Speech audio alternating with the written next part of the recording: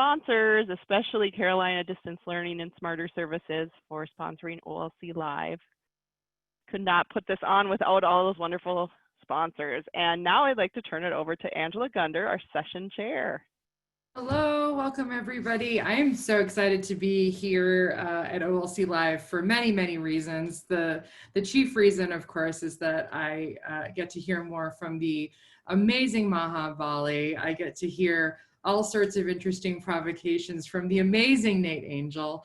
I got to hear some fantastic tunes from the amazing Amy Schoenrock, and we're gonna have all sorts of rich collaboration with all of us. I did wanna mention too that OLC Live is special because it was formed as a way to continue conversations within and around the conference, and it's always been open. It's been available to the whole world, and we need more things like this where we can just enter into safe spaces and engage and connect. And a big shout out to, I saw we need a link to the OLC playlist. I know I was just like squirrel, but like very important. We're gonna definitely help with that. I just wanted to give a big shout out to our sponsors again. Carolina Distance Learning and ProctorU actually decided to take on sponsoring all of OLC Live. It helps us not only make this accessible, but to have things like captioning, to have the technology, to be able to connect people. So as much as we can do to keep on talking and to keep on connecting, that's what it's all about. And thanks to all of you, 110 of you and counting, that are here today to continue the sparks of ideas, the seeds that were planted by Maha Bali earlier this week. And you can watch that keynote back. It's available on YouTube and freely available to the world. But without any further ado, I'm going to turn it over to Nate and Maha, who will guide us and Sherpa us through new and exciting areas and vantage points and reflections. And as we go along, we want you to be able to talk. You can raise your hand and we'll let you speak on the mic. Turn on your cameras if you can, if it's a safe space for you to do that. And then, of course, you always have the chat that you can use to tune in. Hi, Rolando. So good to see your face. Hi, Kate Jordahl. Good to see your face, too. So I'm going to turn it over to these fine folks, and I'll be in the chat ready to help, and we'll just go from here. All right, take care. Greetings, everybody. Hey, this is Nate Angel. I hope you're hearing my voice okay. I see some thumbs up from Maha at least, so that's good. And Angela, 2 thumbs up from Angela. Super honored to be here today to talk with my friend and colleague Maha. And I want to just say a couple words about her in advance. We've actually never met face to face, believe it or not. We've been collaborating now for, I don't know, a couple of years at least on different things. And Maha really has a long resume of history as a scholar and as an educator. But I don't want to dwell on that so much. You can look that stuff up. She's obviously a published author and works at the American University Cairo. But the way I first encountered her was through an organization that she co-founded called Virtually Connecting, which I'm sure many of you are familiar with. If you don't know them, if someone could throw the Virtually Connecting link in the chat there, that would be great. Because Virtually Connecting attempts to bring together people in ways that I think are very congruent with some of the ideas that we've been talking about in the context of Maha's keynote. So I'd like to have us all pause for a minute before we even start the conversation more and just take a moment to check in with yourself and see how you're doing. There's so many people here now, 120 people. We don't have time to hear from everyone, but feel free to add to the chat sort of where you're at right now in this moment, and kind of just take a pause and reflect. And then I'm going to ask the same thing of like, it's kind of, if I'm not mistaken, it's a little bit late in the evening there in Cairo where you are, Maha. How are you doing? Are you okay? Thank you, Nate. It's 9:15, so that's prime time for me. It's not too late. You're a night owl, aren't you? Yeah, I am a night owl. And I'm feeling a combination of... I'm a night owl. Yes, you are a night owl. That's my daughter, who is more of a night owl during the pandemic for obvious reasons. Like, we try to exercise enough so that she's tired at night. And then this morning I didn't have an early meeting, but she wanted to wake up early of all days. So I've been up earlier than usual. But But yeah, I'm energized to see. I can't believe there are 125 people here. I was like, I wanted to talk to everyone.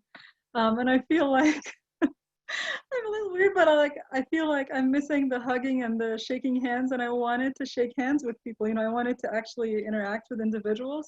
So please do feel free to reach out to me on Twitter at any time. I do like to, to talk with you as a human being, not as a collective as well. And so I hope, and there'll be chances to talk today. And at the same time, I'm also a little overwhelmed with hearing about COVID cases, and over here in Egypt, there aren't enough spaces in hospitals anymore. So when you hear someone has it, you just pray that they won't need to be hospitalized because they may not find it. So. You feel like, oh, sorry, go ahead. Go ahead. I was going to ask, do you feel like the pandemic is still rising in Egypt? Yeah. Yeah, because we never totally closed down. Like the schools and universities and some work closed down, but not complete. And curfew, but not, yeah. So, but I am really grateful for, first, the distraction of OLC. Second, the amount of like empathy and equity talk that I'm hearing. It might be the sessions that I'm choosing. And then the gamification and the fun stuff. So all of it together is exactly what I need right now. So thank you for all that. Thank you, everyone who's writing in the chat. I'm reading what you're writing. Yeah, and there's been just a ton of stuff, and this OLC Innovate conference is far from over. So much more to go, right? We're not even halfway through. So, some of the folks in this now 127 person crowd may not be familiar with the background of why we're here today. And so I thought before we dive into the questions, would you mind just recapping a little bit? Because I think you took sort of a bit of an unusual journey toward this keynote. Would you mind just kind of describing your experience with that a little bit for folks who may not have been there? So you mean in terms of how I collected the different pieces of it? Yeah, just how it came that's together. Interesting. All right, so I'll start with something. There's another conference called OSU Innovate that I was supposed to be keynoting in May that got canceled completely. They didn't do an online version. And like soon after it was canceled, I was invited to keynote OLC Innovate. I was like, oh, well, they're both Innovate. I'll just, repurpose that keynote for this one. And that keynote, I had done a curation of tweets about, if you could do one thing to make the internet a better place, what would that be? And then COVID, with COVID, I was like, that's really not what people need right now. So at some point, I wrote this article called "Literacies Teachers Need During COVID-19." It was a response to something I read that was talking about just socio-emotional literacy, and I just expanded it on my blog. And then someone asked me to translate it, so I went and published it somewhere where they would translate it for me for free, in Fanar Media, which is it's an Arab higher education space. And I expanded it, and then I'm like, hey, I could do a keynote around this. And then I expanded it in the keynote beyond what's in the article. And then my daughter was reading this book where they had this uninventor thing. And I thought to ask, yes, well, okay, he wasn't called the uninventor, but he did uninventing stuff. He was called something else. Keep talking about yes, I will. And I did that thing on Twitter where I asked people what technology would you uninvent, and started to curate that for the keynote as well. And then a vendor got upset, and that's a different story, but it also started to make me think about our relationship with educational technology vendors as educators. And what is it that we're doing in our institutions, and how does this all fit with the things that we have issues with? And also so that was happening. And then Nate and I also had this annotate ed session. And so there were hypothesis annotations on my article that also gave me ideas to add things to the keynote. So, and I was in touch with my students that I was talking about in the keynote as well during this whole process, and letting them know what I was thinking of doing and stuff. And then there's the important thing, I think, that is less visible than all of that, is this continuity with care, which is a group of people who are close friends of mine that we've been talking to each other from the beginning of the pandemic, just like continuous semi-synchronous conversation. And I've been taking their opinion throughout, like throwing ideas at them. Hey, do you think I should do this? And I'm worried about that. And so that's why I kept saying it's a connectivist keynote. It's like the ideas of so many people. And I don't always do that for my keynotes. Sometimes I just put the stuff together and do it, but this one was not one of those. Yeah. And I know that you've given keynotes before. Do you feel satisfied with how this all has worked out in the end? Yeah, I think this is one of my favorite ones so far. I think I made a bigger deal out of it, maybe because OLC is a big deal to me and the audience is much broader, I think, than anything I've ever done. Like I've done Digital Pedagogy Lab, but that's a very niche audience that I already know share my values, which is also really important. And I've done one in like South Africa, which shares a similar context to me. So like, you know, but this one I knew it would be very diverse. And it's kind of like, how do you do that message? And then, especially with so many events contextualized to the US, and I don't live in the US right now. And even when I did live in the US for a year, I didn't get it. Like I didn't understand the history and the racial tension well. And I still don't, of course. And that's one of those things like you have to address it, but you also need to recognize your positionality as an external person to that, and that, you know, my intersectionality is different. You know, trying to, as someone who cares about social justice, how do you integrate that in a way that gives it the respect it needs without appropriating or misusing, you know, that kind of discourse. So anyway, Nate, I do want to give folks here chances to ask questions, and I want to have a chance to answer some of the questions that were in the Q&A. So how do you want to go about this? Yeah, well, I was thinking for folks who may not have been at the keynote, we didn't have time to do Q&A in the keynote itself, and so we collected some questions there that we have kind of stored away. Maha has also addressed some of those via blog posts already. She's been hard at work answering questions. But because there are so many people here, and you know, you've taken the time to turn out today, if you have questions that you'd especially like to pose to Maha here, especially related to her keynote, obviously, but it's all connected, right? Yeah. Happy to hear about it. And we can, you can ask questions via audio. I think the way to do that is to raise your hand. That probably works best if you want to go onto audio.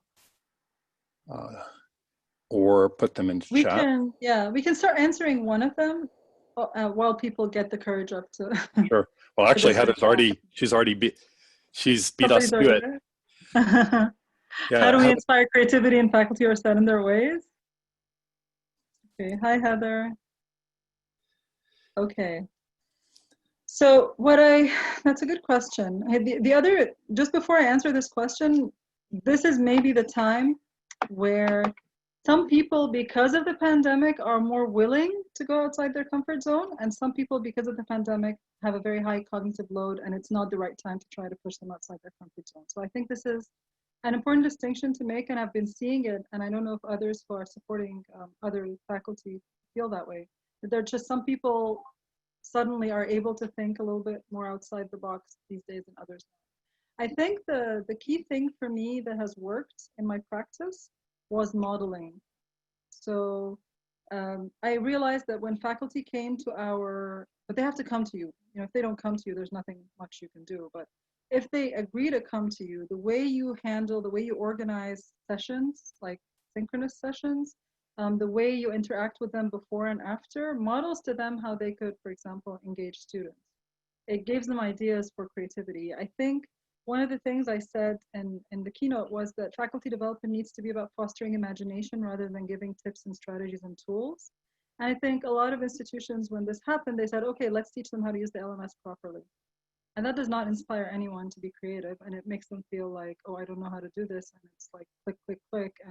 And we had faculty at my institution come to me and say, well, I usually have a seminar style class, and now I have to record my lectures. I'm not happy with that. I'm like, why do you record? If you don't lecture, don't record your lectures. You give them a tool and they think that, you know, you kind of like, you give them a nail and they think they have to be hammers or whatever it's called. You know, or you give them a hammer and they don't have nails, but they're gonna hammer something with it because that's what you gave them. So I think it's really important to tell them, no, what's your teaching philosophy? What do you want to achieve? If you don't know how to do it, I'll consult with you and give you ideas of how to do what you want to do, not what I thought you might want, you know? So I think that's important. And the other thing, which I think has worked really well for us, is we bring faculty together and we put them in breakout rooms to discuss challenges together, sometimes in similar disciplines and sometimes in different disciplines. So I mean, one of the things to inspire faculty is to let them talk to other faculty. because it also feels more accessible to them. Like my bosses are always like, "You're not a regular faculty member. You're on the edge, right? So whatever I do doesn't feel necessarily accessible to them. Or you're this crazy radical person who does this stuff." But if they can find other faculty in their own discipline or in a similar discipline who does it, who understands what it means to teach a 400 level physics course, which I won't understand. I've never taken beyond 200 level, you know, that kind of thing. I hope that helps. Yeah, I think that was really interesting, and I do feel like there's a tendency in our community, you know, all of us who are working so hard, especially in online education, to focus on tools. And I think you really surfaced the idea that stepping back to the pedagogy or the practice or what you're trying to do as a human being with other human beings in an educational setting is often a good way to start any conversation, and then only reach for tools later on when you are trying to, you know, better understand what you're already doing. Another really deep question that's come up here from Rolando. So he says, since Monday, I've been thinking about how we can find a common language between social justice and compliance. And maybe I don't know, Rolando, if you even want to come on and say a little bit more about what you mean by compliance, but online learning is highly regulated. And as a result, some of the practices we adopt take us away from working toward that goal. Go ahead, Rolando. Yes, it was a Monday. You said something about proctoring systems, you know, Arpina responders, about being some kind of oppression towards students. And recently we just adopted one at our institution, and socially, I'm suddenly finding myself like conflicted. It's like I'm trying to, you know, lead a program that has quality and meets all the requirements by different organizations and accrediting agencies, but then I also want to be able to provide distance learning that is also accessible and that has that is, I mean, can reach and can transform the society we're in. And I've been like thinking about that, and it has like blown my mind. I don't know how many of you know, but there's this tool that's used for accreditation called Compliance Assist. And I remember the first time I heard that the tool is called that, and I was telling our the person who was responsible for making sure faculty use it, I'm like, you're saying that with a straight face, like accreditation is about compliance, like that in itself, is that not like feel weird to you? So I'm sorry that your institution adopted proctoring. Mine did as well, after a lot of work that we tried to avoid doing it, because faculty just, some of them could not imagine how they would shift their assessments. And I understand that, like they're overworked, right? So I understand why some people feel that way. What I want to say here is several things. The blog post that I posted, I'm going to post it here again. I posted it in response to questions related to dealing with cheating, or faculty who were focusing on cheating, and people were asking about what's wrong with those proctoring technologies. One of the links I have at the bottom of that one is an article by Thomas Tobin. I don't know if you guys know him, he's been presenting here, about academic integrity. And that there are like 3 different ways of looking at academic integrity, and I don't know if folks are familiar with this, but one of them is observing like proctoring, right? That's one way. And in a face-to-face environment, it's pretty straightforward how we do that. But there's also an option of verification, and there's an option of trusting students.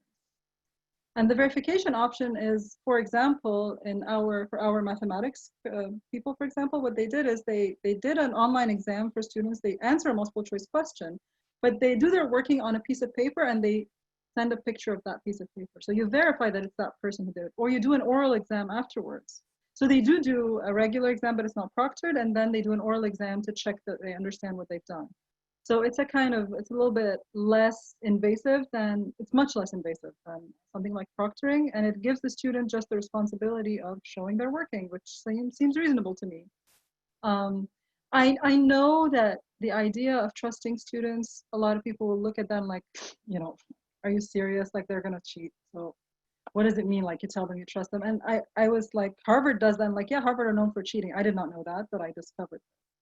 But I was thinking of something else, right? In the chat during my keynote, someone said that their nursing students, they discovered that there was so much cheating, so they had to apply proctoring.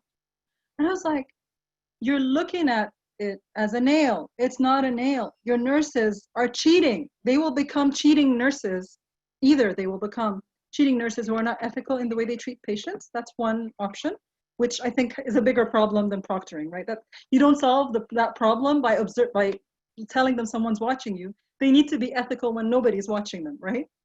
The other aspect of it is perhaps your assessments are so cheatable and your focus on grades is so stressful, or the workload is so stressful.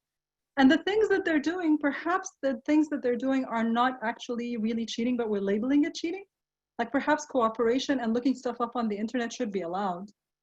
Perhaps the exams should be open book, take home.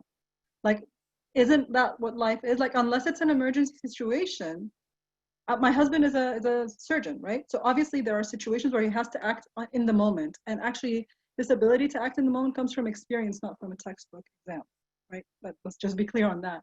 But other times, if he's doing an operation on a very rare situation, he's going to research it. He's going to go back and read articles, and he's going to ask colleagues who've done it before. That's what he should do. And so we need to think about what kind of person are we trying. We want to develop someone who's a nurse, who cares about people, who takes care of them in an ethical way. And so I think there's a problem with our assessments. And then we develop the wrong assessments that are not authentic to the situation. And then people cheat on them because they're not even the right assessments. And then we develop these things to comply. And you know what I mean? So I think it's a warped kind of thing.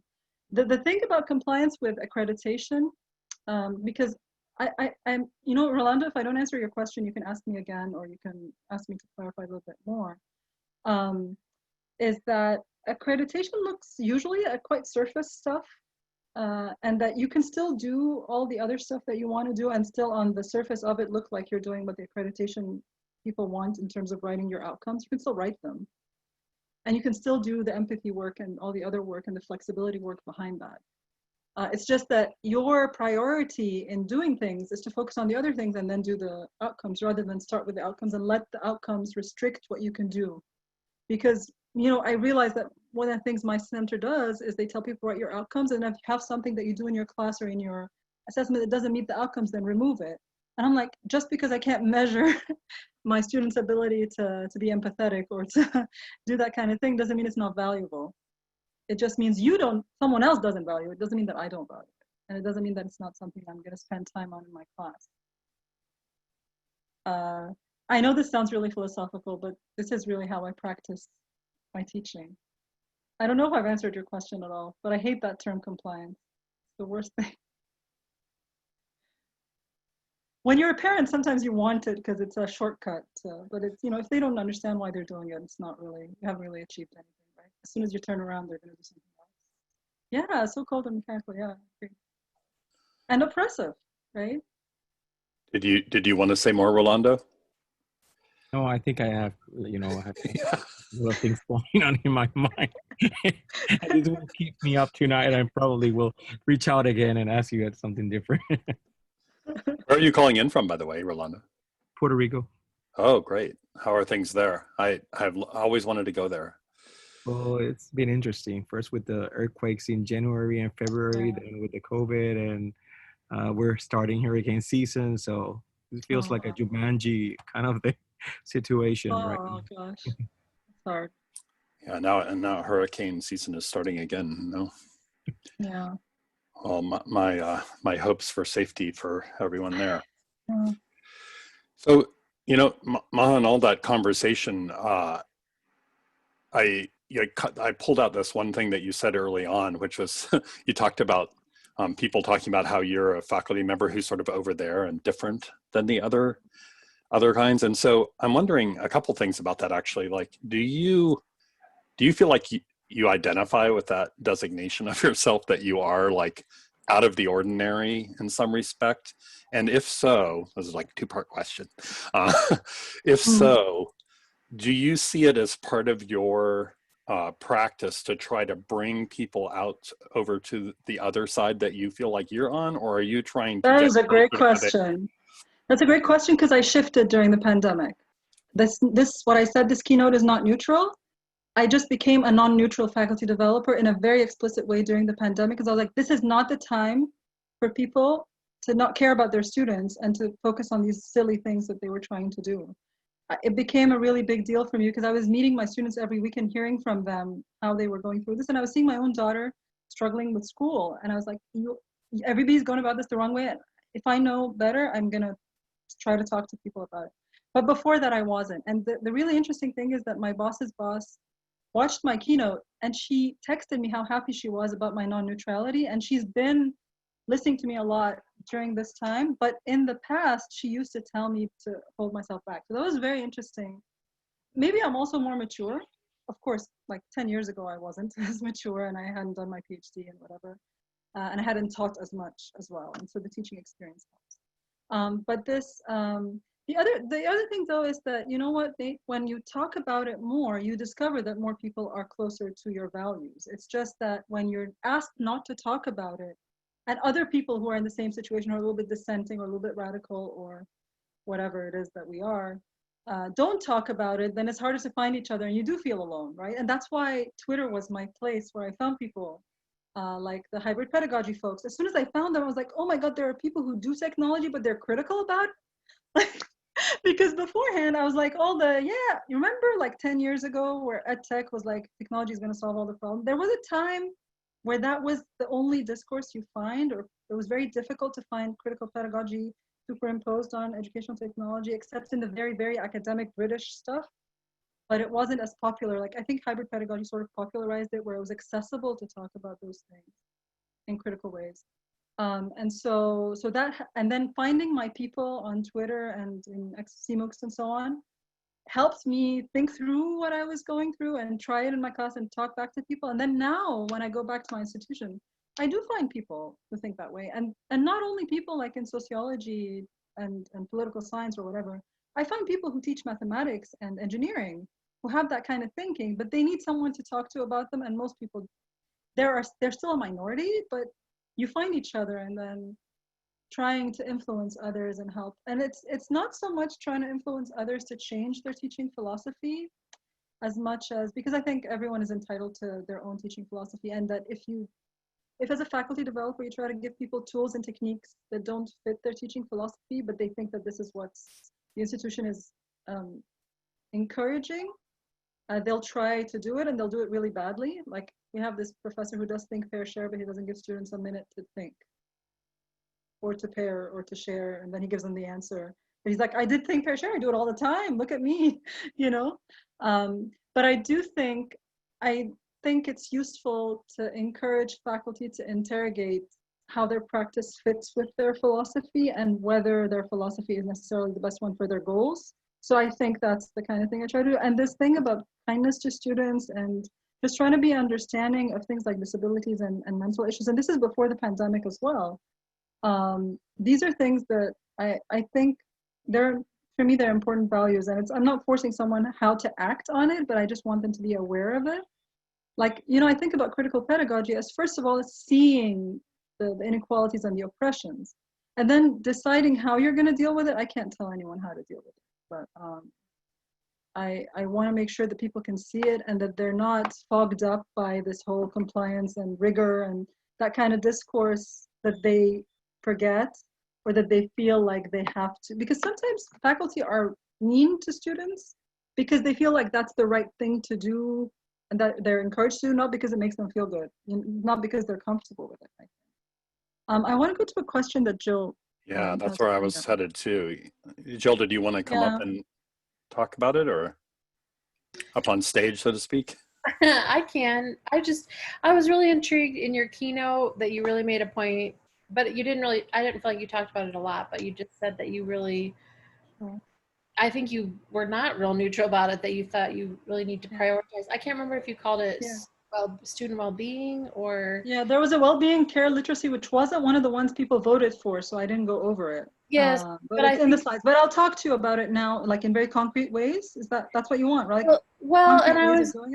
Go ahead. Yeah, yes, and I was especially interested, I felt like you made the point that was more important than content, and so just maybe about like how you justify that and how that plays out like in your course. Sure thing. Because one thing that I'm looking for also is like, how do you convey as I'm just a faculty member, not an instructional designer, and looking What do you teach though? I teach biology and biochemistry.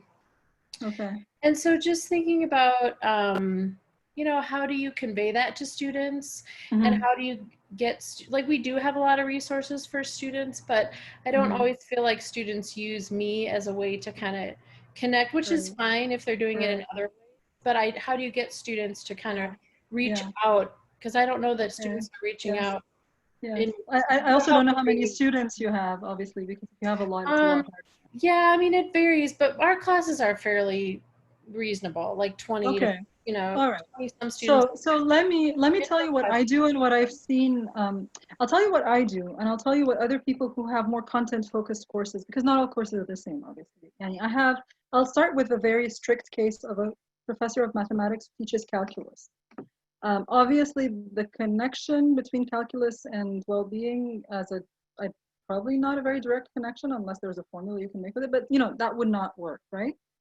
But what he did is not so much take over class time with well-being stuff, but he maintained a WhatsApp group with his students where he joked around with them, and he would use some time during the class to just ask how they're doing, and like joke around a little bit before they got into the content. So it's not that he replaced the content, he just made time beyond the content to just focus on the students themselves and well-being, and make sure that in that WhatsApp space, because some faculty joined the WhatsApp group with their students, but they didn't have the jokes and the GIFs and all that. No, he used to himself post jokes and GIFs to make it easier for them to know that, yeah, and respond fast to their questions. And that in itself, and just being there for them, and he actually ended up using proctoring in the end. He wasn't going to use it in the beginning. But the students were less upset with him because he talked them through it and why he was doing it. And don't worry if something goes wrong. And if you don't want to use proctoring, we'll do something else instead, like an oral exam. So that was something. In my personal practice, I gave you an example during the keynote of this when I switched what I was going to do the class and I talked about proctoring. But this is easy because my course was about digital literacies and algorithms was part of what we were going to talk about. But instead of talking about algorithms in general, we talked about it in the context of proctoring. It was easier. There was a time when, I don't know if you guys remember, maybe it was a year ago or a little bit more, when there was a bombing of New Zealand mosques. And this, obviously the majority of my students are Muslim, and so when they came in that day, they needed to talk about it. And again, it was kind of related to my course, so I sort of related it to my course about othering and belonging and that kind of thing. There was one time where a student sent on our Slack team a video of someone committing suicide in Egypt. And she was actually posting it because she thought it was fake news, but it wasn't. It was actually a real video. And it wasn't something I was equipped to talk about, but students were so shaken by it that I couldn't come to class the next day and just ignore this thing that was heavy on their minds. When I was saying, Karen Costa said, you can't leave your emotions at the door. If it's something that's so heavy on their minds, like I imagine, like, after a presidential election or after a very big event, it's really difficult to go into class and say, okay, so right now this is what we're planning to do today, and let's do it. So what I would think about during those times is, make the time for this and think about what would we have done in class that is content that does need to get covered. Is there a way for them to work on that on their own or asynchronously, or give it less time or do it differently so that the time we have together we can spend on what they need? And I also made room for them to help each other outside of the class, even, just like create a space where, somebody texts me personally, I'm having trouble managing my time to make deadlines, and I ask people, how are people managing their time, during this time? And giving them resources is one thing, but I think it's having them talk through it that helps a lot. We had a session with people from all over the world where people just talked about, what does well-being mean to you and how are you managing your well-being right now? And people got ideas from each other. And so my way of designing my courses in general is not very content heavy, but if your course is content heavy, it's about trying to make room for these other things slightly outside of class, or for the beginning of few minutes of class or end few minutes of class, letting students know that they can reach out to you. And honestly, I also make myself very vulnerable to my students. So when someone really close to me was diagnosed with COVID, I talked to my students about it, and they actually helped me through it. And they knew that they could talk to me about things like that going on for them as well. Again, I know that if some courses are easier to do this for than others. But yeah, Thanks. there's a lot of text. Thank you. Hey, I wanted to draw attention to this idea that Derek Snyder brought up in the chat about turning office hours into outreach hours. So to shift the mode from thinking that students are going to come to you and instead actively going out to students. Yeah. I took appointments with each student individually to talk about their projects, which they had the opportunity to give it a COVID twist or not. But they ended up being outreach more than, like, it took like 5-10 minutes to talk about their project and 20 minutes to talk about how they're doing. So yeah, rather than expect them to show up. The students tend to think that it's a burden for them to show up to office hours sometimes, when actually most faculty actually want them to come and want to listen to them. Larger courses like 300 per section. That came up in the other questions too. Yeah. So for me, when the numbers are larger, I think your personal attention to each and every student might not be possible, but giving them opportunities to be there for each other might make all the difference. And so if you're doing something like if you're synchronous is so hard with large numbers, but you could break them up into smaller groups, or you can meet them in smaller groups, or just asking the questions and asking them to work, groups or cohorts, or like you could meet them at different times, or you can ask them to meet each other and talk to each other, but just like posing those questions. Well, the first assignment I gave my students when we came back was a short module on how to learn online and how to manage your time online, and that in itself. But there are other things related to trauma-informed pedagogy, by the way, which are in my slides, related to just, first of all, one of the key things is to know that students who are undergoing trauma don't necessarily reach out in the first place. So you need to sort of, when I had several students in my class who I knew needed accommodations, I made accommodations for everyone. So I didn't say, oh, this person would get more time on assignments. I said, everyone gets more time on assignments. And I just had a system for that. And I, there will be a difference between someone who's always consistently submitting on time, but there will always be an opportunity for someone to do something slightly different. And there will always be different pathways. I always try to say, writing is important in my class, but there are a lot of assignments that you can submit as audio or as a video or something else. This is the topic. These are the topic choices, but if you want to do a different topic, just let me know and I might let you, let's just talk through it. So giving those options already helps. If I'm doing something in my class that might trigger someone, I just let them know ahead of time that this is a topic we're going to be talking about. That day we were talking about suicide, I had a couple of students that I know had gone through depression. And I checked in with them privately on Slack while we were having the discussion in class, and both of them actually talked about how that really made a difference to them later, just knowing that I realized that they might need that extra support. So, and obviously another thing is just never forcing students to talk about trauma or whatever it is they're going through if they don't want to, but then creating the space where they can. But with the larger number of students, it's more about helping them create community amongst themselves, obviously, because there's probably no way that you can be there for every single one of them as a one-on-one type of thing. But I think there's something wrong with these educational models, really, with those large numbers. Yeah. I mean, this kind of goes back a little bit to the invention conversation around your keynote. And, so many of the tools that are meant to, change, educational practices or free up faculty time or whatever, really end up actually just enabling these larger and larger scaled classes and sometimes the reduction in actual faculty jobs. Yeah. And so I wonder in that conversation of inventing, did you come away, I know there was a lot of talk about uninventing tools, but in the part of it that tilted toward inventing, did you come away from that feeling like there was room for invention? Or is it really a dismantling? I saw that question in the chat. I was like, that's still solutionist. I'm trying to move away from a solutionist approach. I don't think there's one thing that would work for everyone. And I don't even think, I'm not even pro unschooling. Not even that, because if you unschool, there will be privileged people who will manage and the unprivileged people will not manage, because they won't have an educated person or a literate person to help them through the process of just learning anything, even if that thing is whatever it is. So I don't think there's any one invention that I would invent. I would just hope that people are able to unlearn and question everything while being open to understanding something that's not familiar to them. It's a very tricky space to question, but to also accept something that you would normally resist, but to sort of try to understand other ways that other people are doing things.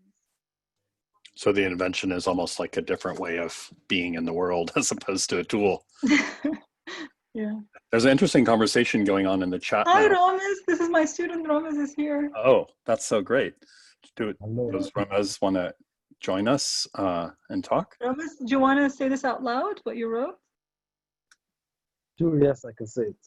Thank you. I'm just getting the camera. Hi, I miss you. I miss you too, doctor. So I remember I was I was one of the students who were about bombing the mosque and killing the people inside in New Zealand. So I remember this conversation very well. My question was about what about those of faculty who have been giving the same material for several years now? For example, it is plus 30 years. And the course becomes super systematic, and there might be even no proper communication ground.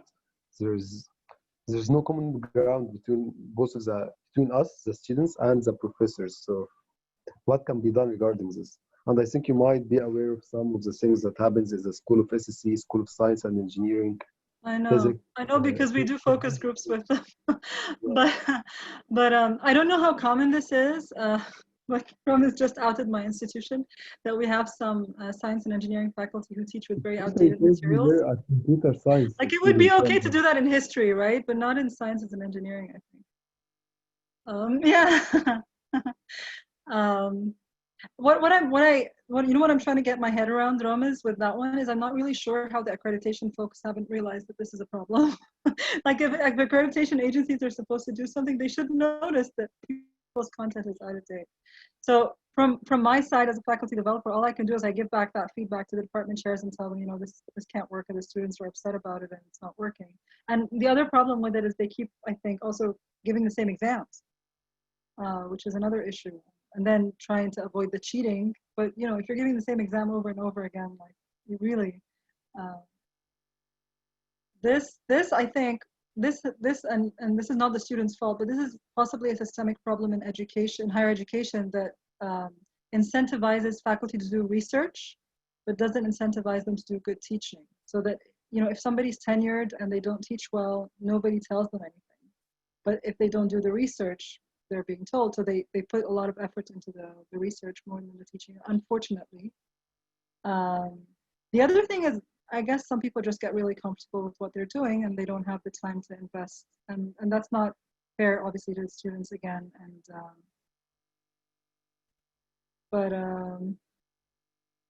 but if their department chairs cared enough, they should be helping them move on from that. If they need more teaching assistants to help out, whatever it is they need to give the students a better learning experience, I think we need to think about that.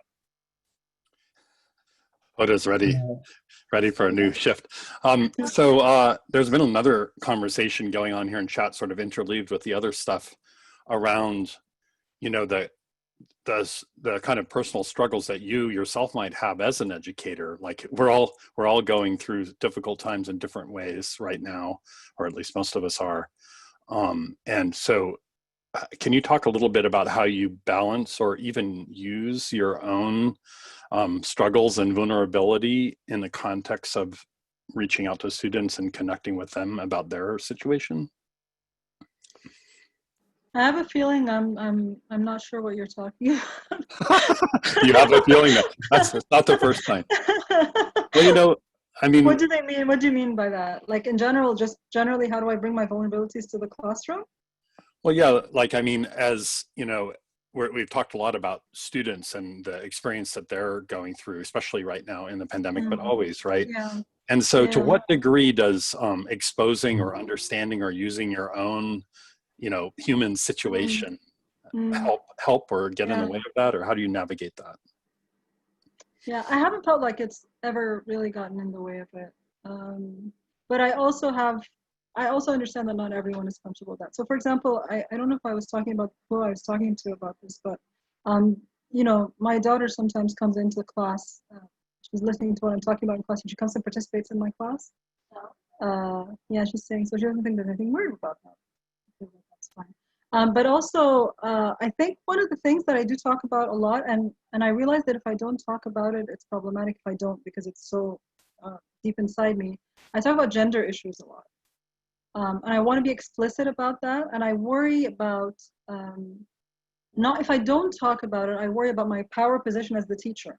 Because I'm in a position of power as a teacher, but I'm a woman in a Muslim society that's quite conservative. And so trying to sort of navigate that. So I talk about those kinds of gender issues, and this helps the girls in my class talk about them. And it also helps the young men try to sort of think through young men and women trying to think through that kind of thing. So I discovered, for example, things, I mean, it's obvious, but there's, female students would say, well, since the pandemic, since I'm home, I have to help with cooking, and my brother doesn't. And when he asks me to get him something and I tell him to go get it, that kind of thing that I wouldn't normally know about a student, but trying to understand that and then recognize that when we give everybody the same deadline, but their home situations are different from each other. So as they tell me those kinds of things, it helps me try to keep that in mind, even though some students still will not tell me what they're going through, but just, I don't know if that answers the question. I'm not sure what the question.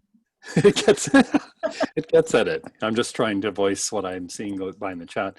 David's brought up this other thing that happens, I think, where there's a tension between the metrics that you're asked to succeed with as a faculty member, especially around research, right? Often where teaching maybe doesn't count as much and so forth in the promotion and tenure world.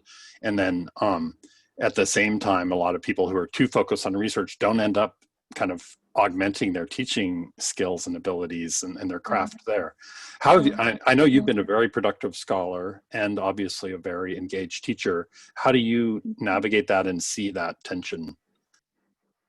Yeah, there's a couple of things here. One of them is if you do research about your own teaching, that's a good two-in-one kind of synergistic type of thing to do, which works for some people but doesn't for others. So I've been doing like classroom action research with other professors about their own teaching, and some of them it counts for tenure, some of them it doesn't. But where it does, that's a good place to be.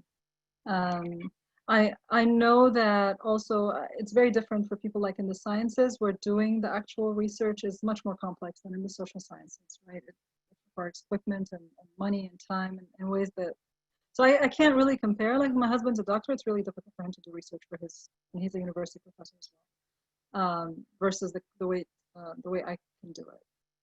So that's a difficult one to sort of really answer in a generic way, to be honest. One of the things, and I know some institutions have this and some don't, is the part where some teachers are expected just to have a heavier load of teaching and others are expected to have a heavier load of research, and that's just the way they're assessed.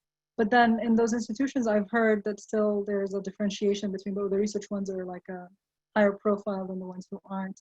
I think the question about people who don't care about teaching is the one that I think hurts me the most, really, because I feel like I don't think anybody in the world wants to walk into a class and have students not engaged with them. It's just that some people, I think, don't know how to do otherwise, and then they get disillusioned or they give up or something, which is really sad.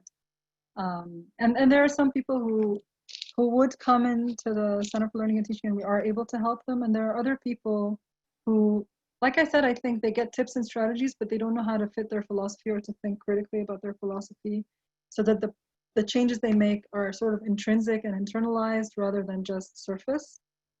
And again, I think some of it is about modeling, like because no matter how creative we are, a lot of our good teaching comes from seeing someone else do it well.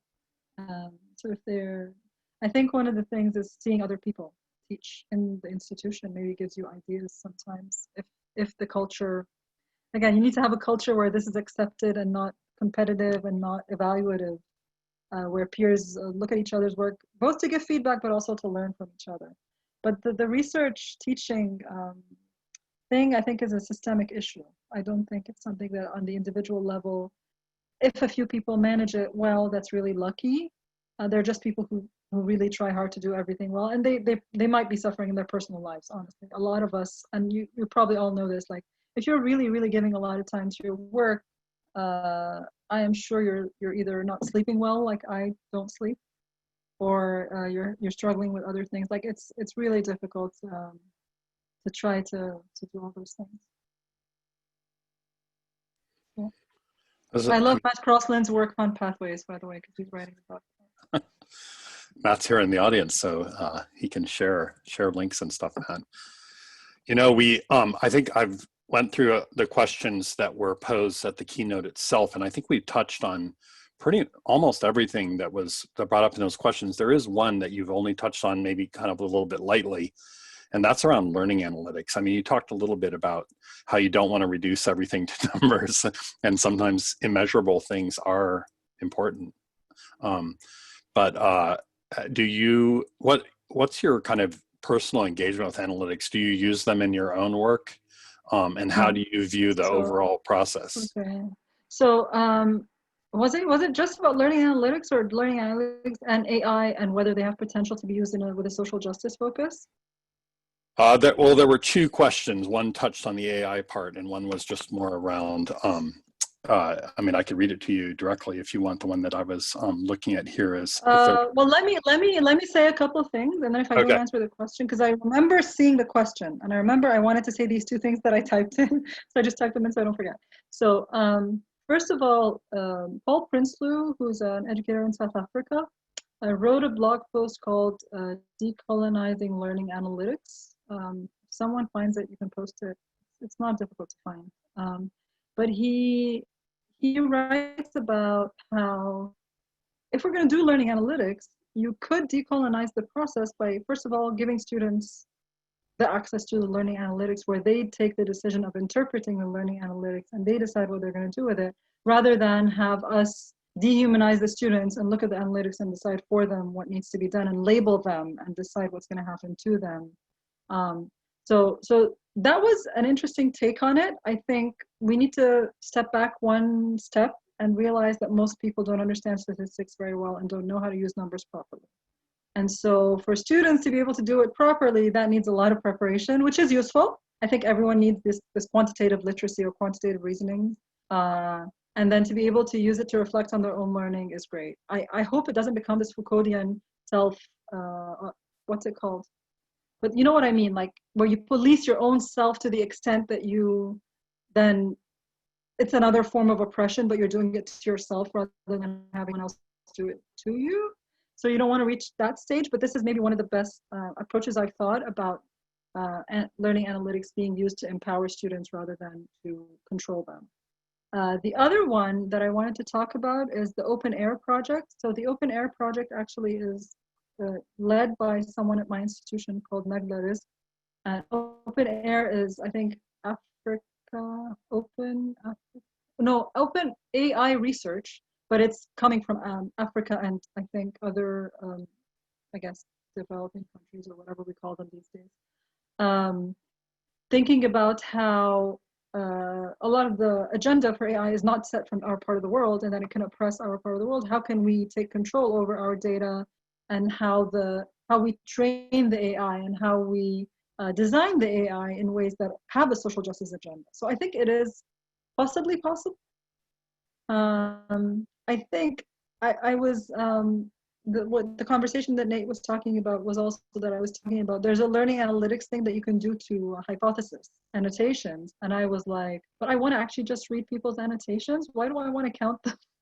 But I can understand how someone else might want to count them. But it's just I think the quantification of very qualitative things is always not neutral, and it's not really what I'm interested in. But if you're gonna be doing it, then if there is to do it with a social justice lens, it's better than obviously going the other direction. Makes sense. And hey, I see that we're sneaking up on close to the end of the time, and I'm looking at our host, Angela. Huda's an alarm clock. As soon as Huda starts to get cranky, it's almost time. That's how I wake up every morning too. Angela, do you have housekeeping things that you need us to do before we? I have I actually turn it over to Amy, who has just a little bit, but I think we have time for at least one more question. I think we can get one more in.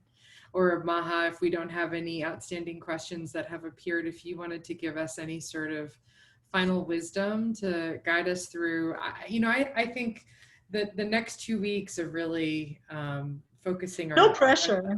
our thinking. Well, that's why I said 2 weeks as opposed to of all time, you know. But just some closing wisdom to help us sort of make sense of all the things that are around us and continue to do the best that we can in a really difficult time. You really put it to her. Yeah. I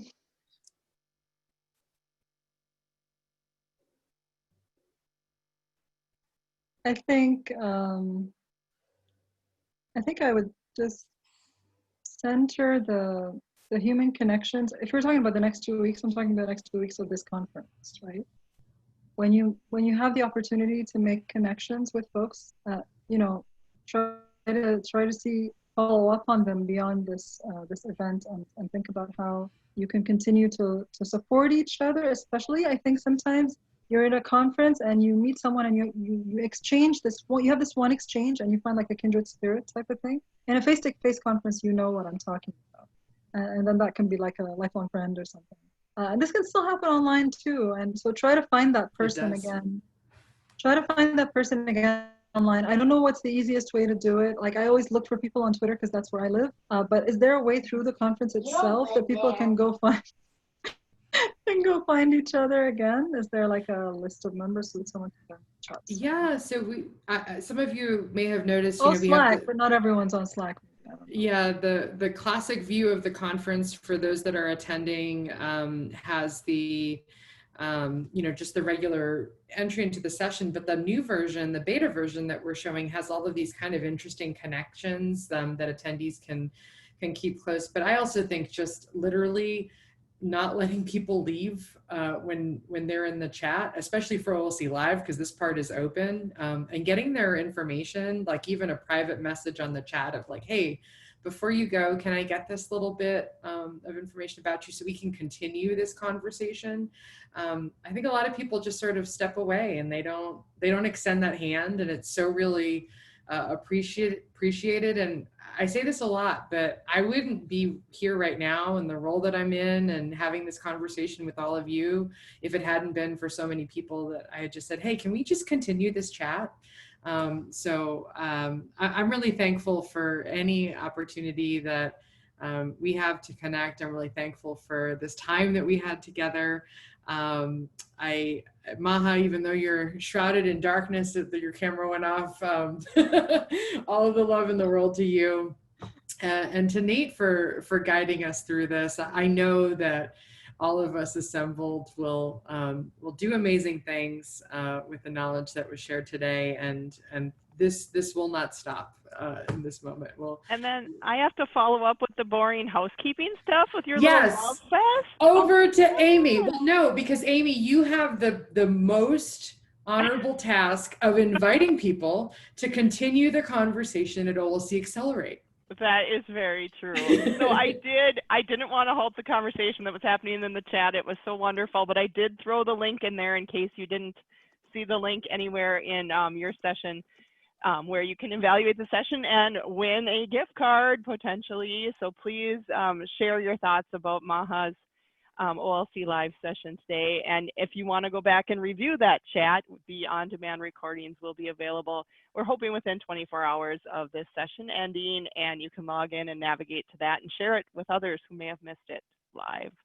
And there it is. She introed the OLC Accelerate Fall Conference. We hope to be on site in Orlando, but if not, we'll join. And this seems to be going well. Other than not getting the high fives and the handshakes, we might have to do elbow to do the elbow shake. But you can find out more about OLC Accelerate, the November conference, on our website. And also, if you're interested in presenting next spring, we'll be doing OLC Innovate again, and our CFP should open at the end of the summer. So watch the website and emails for that information. Thank you all for attending. Thank you, Maha. Thank you, Nate. Thank you, Angela. You guys all did wonderful, and I look forward to connecting with you again the next 2 weeks. Have a great afternoon. Thank you all so much. Thank you, Maha. Thank you, everyone. Bye-bye. Bye.